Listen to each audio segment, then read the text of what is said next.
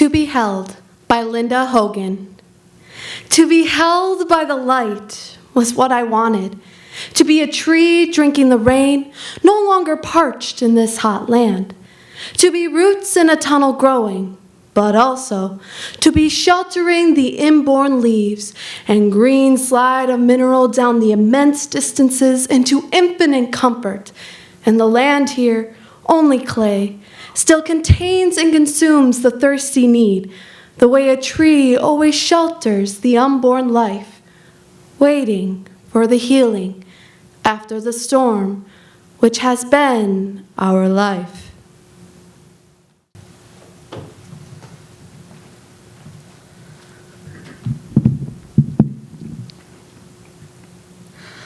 All This and More by Mary Carr. The devil's tour of hell did not include a factory line where molten lead spilled into mouths held wide. No electric drill spiraling screws into hands and feet, nor giant pliers to lower you into simmering vats. Instead, a circle of light opened on your stuffed armchair whose chintz orchids did not boil and change. And the devil adjusted your new spiked antenna almost delicately, with claws curled and lacquered black before he spread his leather wings to leap into the acid green sky.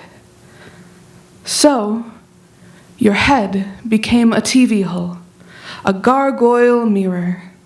Your doppelganger, sloppy at the mouth and swollen at the joints, enacted your days in sinuous, slow motion.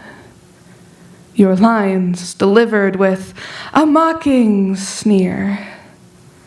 Sometimes the frame froze, reversed, began again. The red eyes of a friend you cursed, your girl child cowered behind the drapes, parents alive again and puzzled by this new form. That's why you crawled your way back to this life.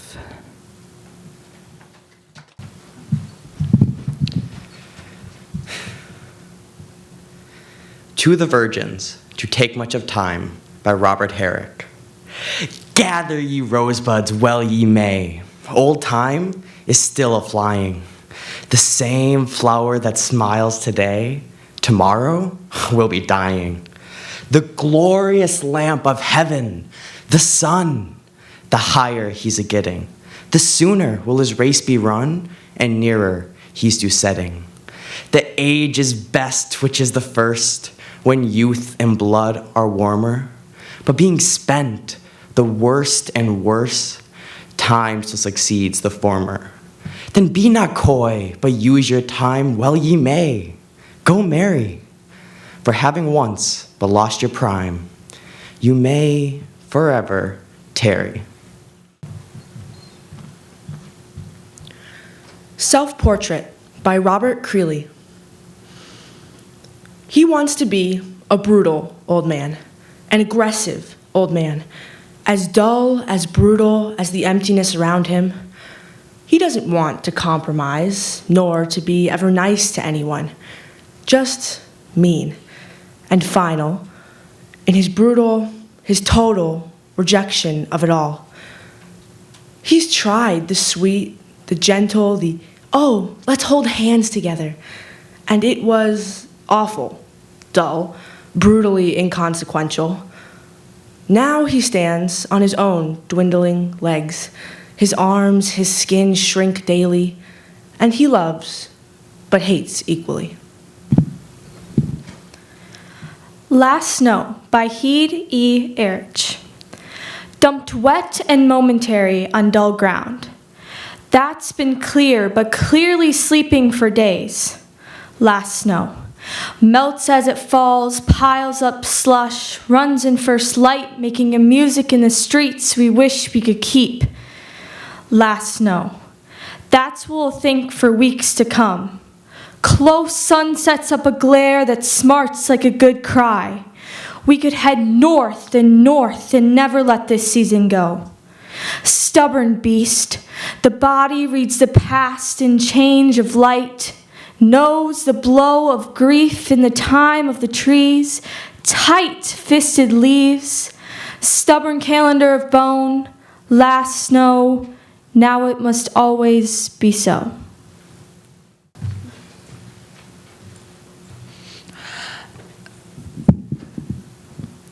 Epitaph on the tombstone of a child, the last of 7 that died before, by Afraben. This little, silent, gloomy monument contains all that was sweet and innocent. The softest prattler that e'er found a tongue, his voice was music and his words a song, which now each listening angel smiling hears. Such pretty harmonies compose the spheres. Wanton as unfledged cupids ere their charms has learned the little art of doing harms. Fair as young cherubins, soft and kind, and though translated could not be refined. The 7th dear pledge our nuptial joys had given, toiled here on earth, retired to rest in heaven, where they, the shining host of angels fill, spread their gay wings before the throne and smile.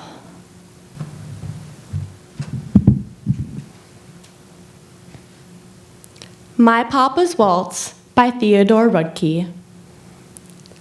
The whiskey on your breath could make a small boy dizzy, but I hung on like death. Such waltzing was not easy. We romped until the pans slid from the kitchen shelf. My mother's countenance could not unfrown itself. The hand that held my wrist was battered on one knuckle. At every step you missed, my right ear scraped a buckle. You beat time on my head with a palm caked hard by dirt. Then waltzed me off to bed, still clinging to your shirt.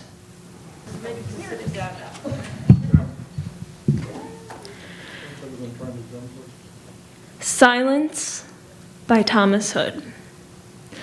There is a silence where hath been no sound.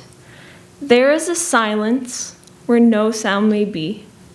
In the cold grave, under the deep, deep sea, or in the wide desert where no life is found, which hath been mute and still must sleep profound. No voice is hushed, no life treads silently, but clouds and cloudy shadows wander free, that never spoke over the idle ground, but in green ruins in the desolate walls of antique palaces where man hath been. Though the dun fox or wild hyena calls, and owls that flit continually between shriek to the echo and the low winds moan, there the true silence is, self-conscious and alone.